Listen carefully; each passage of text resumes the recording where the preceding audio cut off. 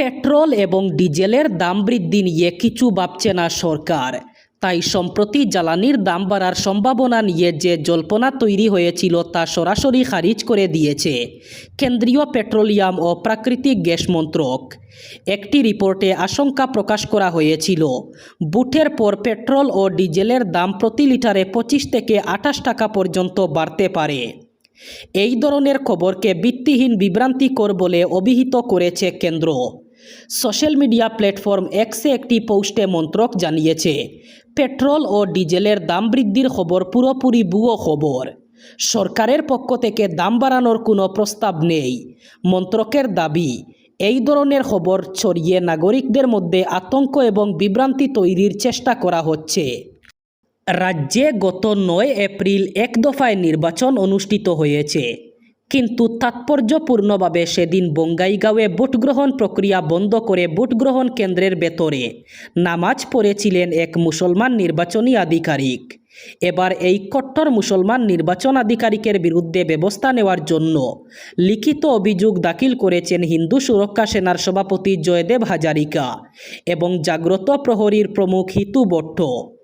নির্বাচনের দিন ভোটগ্রহণ প্রক্রিয়া বন্ধ করে ভোটগ্রহণ কেন্দ্রে নামাজ পড়া মুসলমান নির্বাচনী আধিকারিকের বিরুদ্ধে নির্বাচন কমিশন আজও পর্যন্ত পদক্ষেপ না নেওয়ায় ক্ষোভ প্রকাশ করেছেন এই দুই নেতা।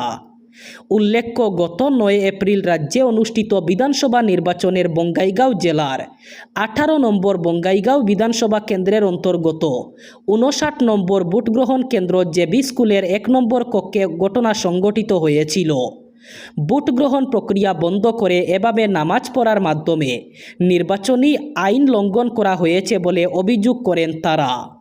শ্রীভূমি শহরের রামকৃষ্ণ মিশন রোডে মুখ্যমন্ত্রীর নগর পাকা সড়ক নির্মাণ যোজনার অধীনে পেভার ব্লক বসানোর কাজের জন্য ওই সড়কে 1 মাস পর্যন্ত সব ধরনের যানবাহন চলাচল বন্ধ ঘোষণা করা হয়েছে। এতে পূর্ত বিভাগের শ্রীভূমি নর্থ এবং শ্রীভূমি সাউথ টেরিটোরিয়াল রোড ডিভিশনের নির্বাহী বাস্তুকার এক বিজ্ঞপ্তি যুগে জানিয়েছেন, এই কাজের জন্য ওই সড়কে সব ধরনের যানবাহন চলাচল বন্ধ থাকছে আগামী 1 মাস। কাজ চলাকালীন সময়ে বিকল্প সড়ক হিসাবে রেডক্রস রোড অথবা অরবিন্দ সরণি দিয়ে নিয়মিত চলাচল করতে পরামর্শ দেওয়া হয়েছে।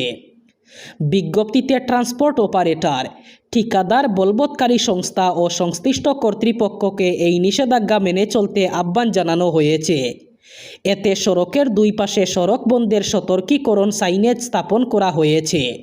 কাছাড় জেলা আইন পরিষেবা কর্তৃপক্ষ আগামী 9 মে জেলার বিভিন্ন আদালত প্রাঙ্গণে জাতীয় লোক আদালত আয়োজন করতে চলেছে, যা মামলাকারীদের জন্য দ্রুত এবং পারস্পরিক সমঝোতার মাধ্যমে মামলা নিষ্পত্তির এক গুরুত্বপূর্ণ সুযোগ এনে দেবে। লোক আদালতের কার্যক্রম সকাল 10টা থেকে শুরু হবে এবং জেলা আদালত প্রাঙ্গণ, ফ্যামিলি কোর্ট প্রাঙ্গণ এবং লক্ষ্মীপুর কোর্ট প্রাঙ্গণে একযোগে পরিচালিত হবে। এই অধিবেশনে বিভিন্ন প্রকারের মুলতুবি মামলা যেমন দেওয়ানি মামলা, বিশেষ বিদ্যুৎ সংক্রান্ত মামলা, জিআর এবং পিআরসি সমঝোতাযোগ্য মামলা, নেগোশিয়েবল ইনস্ট্রুমেন্টস অ্যাক্টের মামলা, মোটর যানবাহন সংক্রান্ত মামলা, বৈবাহিক বিরোধ এবং এমএসসিটি সংক্রান্ত মামলা সহ অন্যান্য মামলা গ্রহণ করা হবে। এছাড়াও এপিডিসিএল, বিএসএনএল এবং বিভিন্ন ব্যাংকের প্রি লিটিগেশন সংক্রান্ত মামলাগুলিও এই লোক আদালতে গ্রহণ করা হবে। গড়ে ব্যবহৃত এলপিজি গ্যাস সিলিন্ডারের হোম ডেলিভারি ব্যবস্থা চালু থাকলেও বিভিন্ন এলাকায় এ নিয়ে একাধিক অনিয়মের অভিযোগ উঠেছে। নির্ধারিত নিয়ম অনুযায়ী গড়ে গড়ে গ্যাস পৌঁছে দেওয়ার কথা থাকলেও অনেক ক্ষেত্রে গ্রাহকদের সেই সুবিধা থেকে বঞ্চিত হতে হচ্ছে বলে অভিযোগ। স্থানীয় গ্রাহকদের একাংশ জানান, নিয়ম অনুযায়ী বাড়িতে গ্যাস পৌঁছে দেওয়ার কথা থাকলেও অনেক সময় ডেলিভারি কর্মীরা গড়ে সিলিন্ডার না পৌঁছে এজেন্সি থেকে সংগ্রহ করতে বলেন। এর ফলে বিশেষ করে প্রবীণ ব্যক্তি, মহিলা এবং কর্মজীবী মানুষের চরম অসুবিধার সম্মুখীন হতে হচ্ছে। অনেক ক্ষেত্রে গ্রাহকদের দীর্ঘ লাইনে দাঁড়িয়ে সিলিন্ডার সংগ্রহ করতে দেখা যায়। পাশাপাশি নির্ধারিত সময়ের মধ্যে গ্যাস সরবরাহ না হওয়ায় অনেক পরিবার দৈনন্দিন রান্নার কাজে সমস্যায় পড়ছেন। বুকিং করার পরও কয়েকদিন অপেক্ষা করতে হচ্ছে, এমন ঘটনাও প্রায়শই ঘটছে বলে জানা যায়। অনলাইন গেমিংয়ে বড় পরিবর্তন। দেশে ই স্পোর্টস ও সোশ্যাল গেমিং চালু রাখতে নতুন নিয়ম প্রণয়ন করেছে কেন্দ্রীয় সরকার।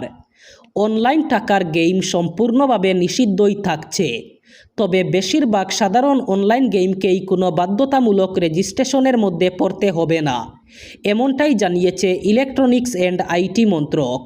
ফলে গেমিং দুনিয়ায় একদিকে যেখানে কঠোরতা বাড়ছে, অন্যদিকে সাধারণ গেমার ও ডেভেলপারদের জন্য কিছুটা পথও খুলে দেওয়া হয়েছে।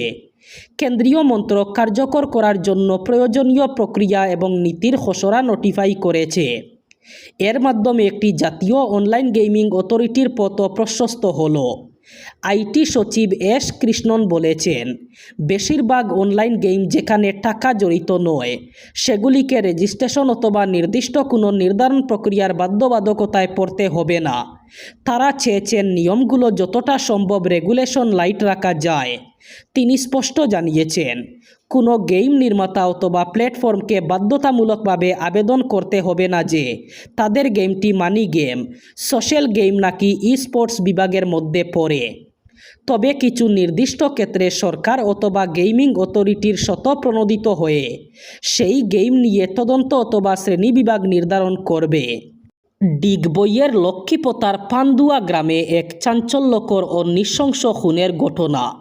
অভিযোগ অনুযায়ী কনিষ্ঠ ভাইয়ের হাতে প্রাণ হারিয়েছেন জ্যেষ্ঠ ভাই বিজু গুহাই।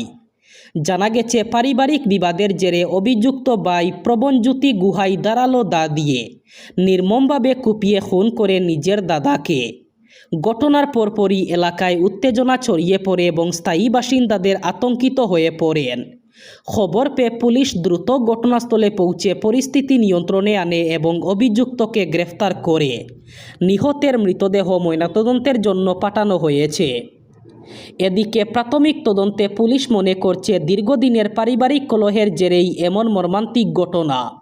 তবে ঘটনার সঠিক কারণ জানতে পুলিশ আরও তদন্ত চালিয়ে যাচ্ছে। গত কয়েকদিন ধরে অনিয়মিত বিদ্যুৎ সরবরাহ এবং ঘন ঘন লোডশেডিংয়ের জেরে দুধপাতিল এলাকার জনজীবন বিপর্যস্ত। দিনরাত বিদ্যুৎ বিচ্ছিন্নতার কারণে চরম সমস্যায় পড়েছেন সাধারণ মানুষ। সাম্প্রতিক কালবৈশাখীর জোরে বিভিন্ন জায়গায় বিদ্যুতের তার ছিঁড়ে পড়ায় পরিস্থিতি আরও অবনতির দিকে গেছে। এর ফলে বহু এলাকায় বিদ্যুৎ পরিষেবা মারাত্মকভাবে ব্যাহত। স্থানীয়দের অভিযোগ, সমস্যার কথা জানালেও দায়িত্বপ্রাপ্ত লাইনম্যান মেরামতের নামে অর্থ দাবি করছেন, যা নিয়ে এলাকায় বাড়ছে ক্ষোভ। এই প্রেক্ষিতে তন্ময় পুরকায়স্থের নেতৃত্বে এলাকাবাসী উদারবন্দ বিদ্যুৎ উপসংমণ্ডল কার্যালয়ে গিয়ে কর্তৃপক্ষের কাছে স্মারকলিপি জমা দেন। তাদের দাবি, দ্রুত এবং স্থায়ী সমাধানের মাধ্যমে বিদ্যুৎ পরিস্থিতির উন্নতি ঘটাতে হবে। এদিকে সমস্যার দ্রুত সমাধান না হলে আগামী দিনে বৃহত্তর আন্দোলনে নামার হুঁশিয়ারি দিয়েছেন ক্ষুব্ধ বাসিন্দারা।